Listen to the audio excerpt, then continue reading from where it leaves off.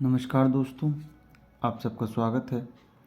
आज इस video lecture में हम पीरियड ऑफ इंग्लिश लिटरेचर को समझेंगे। किस एज को, किस टाइम पीरियड को क्या नाम दिया गया और उस टाइम पीरियड को किस एज के नाम से जाना जाता है और उस एज को किस पोइट के नाम से जाना जाता है, इन सभी बातों को हम डिस्कस करेंगे और एक सीक्वेंस में सभी डेट्स को हम नोट डाउन करेंगे जिससे हमें याद करने में दिक्कत ना हो। तो चलिए स्टार्ट करते हैं। Period of English literature. सबसे पहले आता है इंग्लिश की जो शुरुआत मानी जाती है वो मानी जाती है हमारी 450 से 1066। 450 से 1066 का जो टाइम पीरियड है उसको नाम दिया गया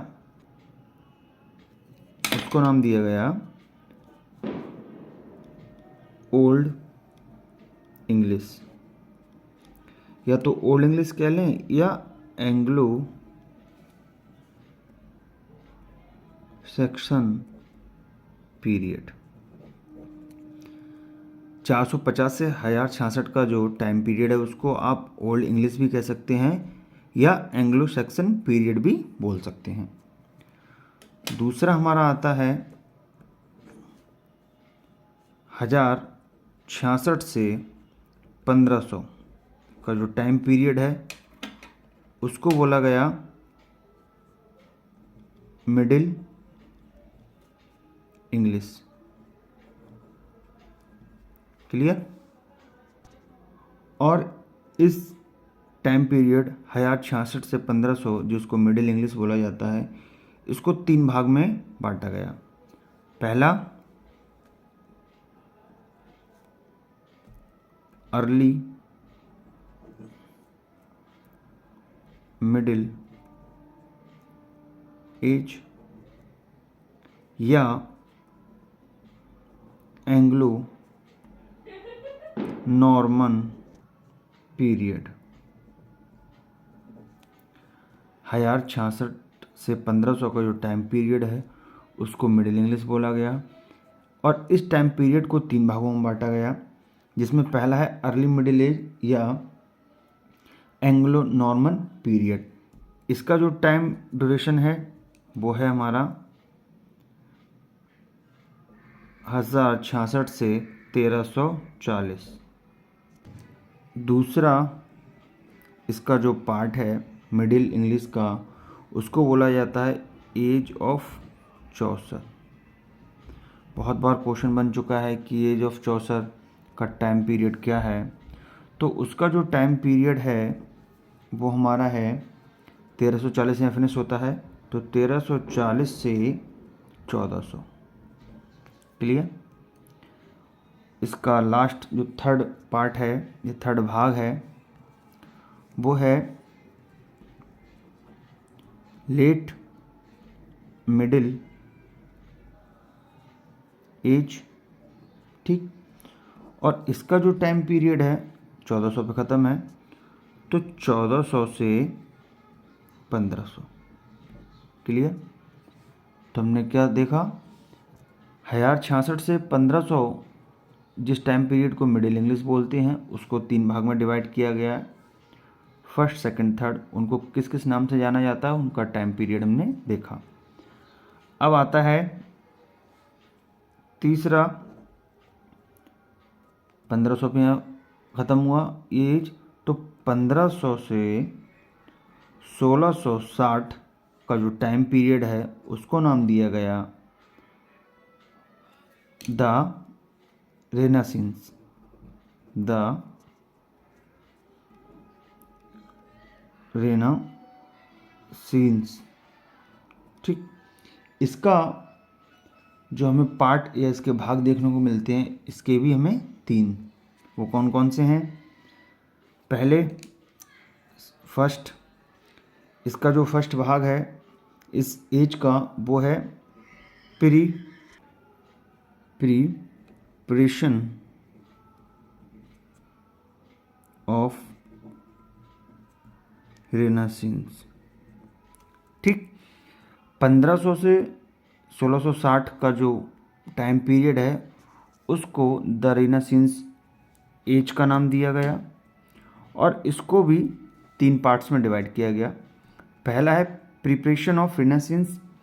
इसका जो टाइम पीरियड है वो हमें देखने को मिलता है 1500 से 1558। ठीक। सेकंड पार्ट उसको बोला जाता है हाइट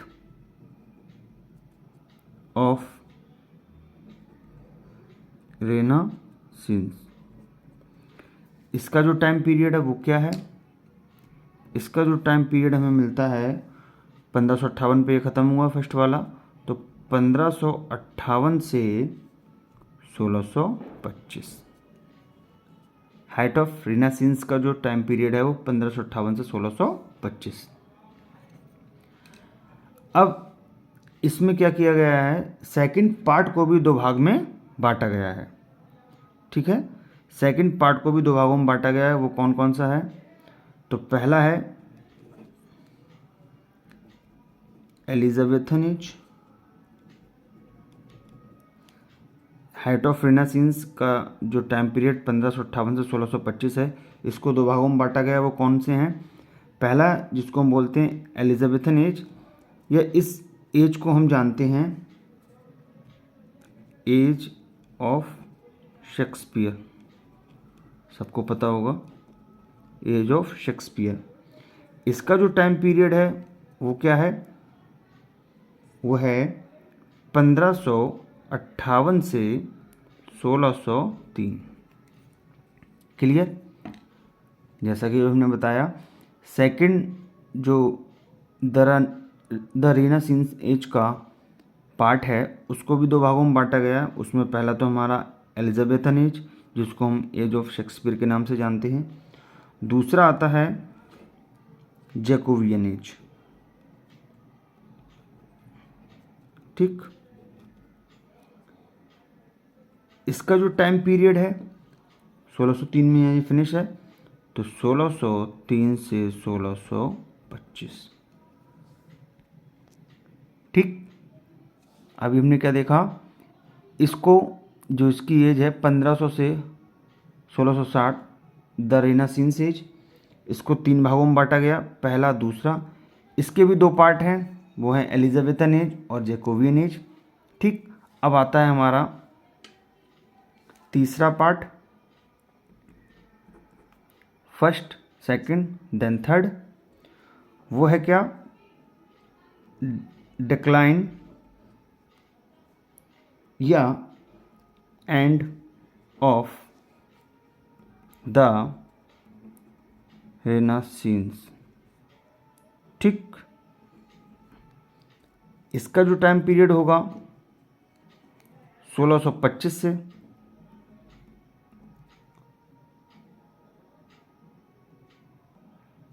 1660, क्योंकि ये हमने देखा 1500 से 1660 है, तो 3 भागों में बांटा गया। तो तीसरा वाला जो पार्ट है या तीसरा वाला जो भाग है वो 1625 से 1660 पे फिनिश होता है। इसके बाद जो हमें एज देखने को मिलती है नंबर 4 पे, वो है न्यू क्लासिकल एज, जिसका टाइम पीरियड है 1660 से 1798। इसको भी 3 पार्ट में डिवाइड किया गया है इस एज को। वो कौन कौन से हैं? फर्स्ट, बहुत ही इंपॉर्टेंट है ये, रेस्टोरेशन एज। रेस्टोरेशन एज, इसको हम एज ऑफ ड्राइडन भी बोलते हैं। क्वेश्चन बनता है कि एज ऑफ ड्राइडन किस एज को बोला जाता है? तो रेस्टोरेशन एज को बोला जाता है। क्लियर? इसका जो टाइम पीरियड हमें मिलता है वो क्या मिलेगा? वो हमें मिलेगा 1660 से 1700। ठीक। सेकंड इसका जो भाग है वो है अगस्त्यन एज।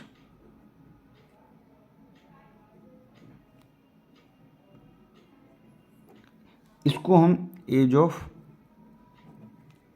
पोप भी बोल सकते हैं। तो क्वेश्चन बनता है अगस्त्यन एज को और किस पोइट के नाम से जाना जाता है, तो वो जाना जाता है एज ऑफ पोप। इसका टाइम पीरियड क्या होगा,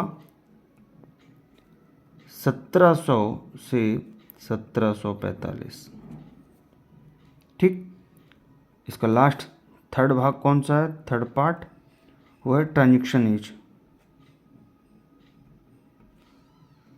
ट्रांजिशन एज, ठीक, या एज ऑफ डॉक्टर जॉनसन। इसका जो टाइम पीरियड हमें देखने को मिलेगा वो क्या होगा, 1745 से 1798।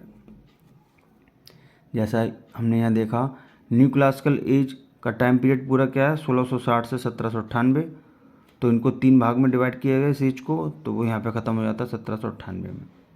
ठीक। इस तरीके से आप लाइन वाइज लाइन याद करेंगे टाइम पीरियड को, तो बहुत आसानी से आप उसको याद कर सकते हैं। अब यहाँ पे हमारा ख़त्म हो जाता है 1798 पे। आगे देखते हैं नंबर 4। अब आता है नंबर 5। 1798 से 1837 का जो टाइम पीरियड है उसको नाम दिया गया है रोमांटिक एज। रोमांटिक एज, इसको हम किस नाम से जानते हैं, सबको पता होगा, एज ऑफ वर्ड्सवर्थ। ठीक। 1798 से 1837 को बोलते हैं रोमांटिक एज या एज ऑफ वर्ड्सवर्थ। छठे नंबर पे आता है 1837 से 1901। इसको नाम दिया गया विक्टोरियन एज या एज ऑफ टेनिसन। ठीक। बहुत ही इम्पोर्टेंट है, ऐसे पूछा जा सकता है एग्ज़ाम में। एज ऑफ वर्ड्सवर्थ को और किस नाम से जानते हैं, तो वो है romantic age. Age of Tennyson को विक्टोरियन एज। इनका टाइम पीरियड सब बिल्कुल सीक्वेंस से चल रहा है। इसके बाद आता है नंबर 7 पे, 1901 पे ख़त्म है। 1901 से 1914 का जो टाइम पीरियड है उसको क्या नाम दिया गया, उसको नाम दिया गया एडवर्डियन एज। हमारे यहाँ क्वेश्चन क्या बनता है, 1901 से 1914 का जो टाइम पीरियड है उसको किस का नाम दिया गया, उसको दिया गया एडवर्डियन एज। नंबर 8 पे आता है 1914 से 1950 का जो टाइम पीरियड है उसको क्या नाम दिया गया, मॉडर्न एज। ठीक, या एज ऑफ इलियट। ठीक। तो हमने देखा हमारा यहाँ पे 1914 से 1950 का जो टाइम पीरियड है उसको हमने बोला मॉडर्न एज या एज ऑफ इलियट। तो इसके आगे नंबर 9,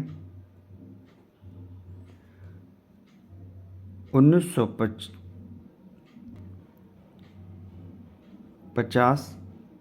से 2000 का जो टाइम पीरियड है उसको बोलते हैं लिटरेचर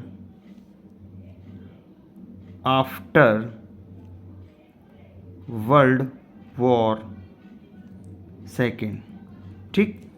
1950 से 2000 का जो टाइम पीरियड उसको बोला जाता है literature after world war second. और नंबर 10 पे आता है 2000 से टिल टुडे। 2000 से वर्तमान समय तक जो चल रहा है उसको बोलते हैं 21st सेंचुरी लिटरेचर।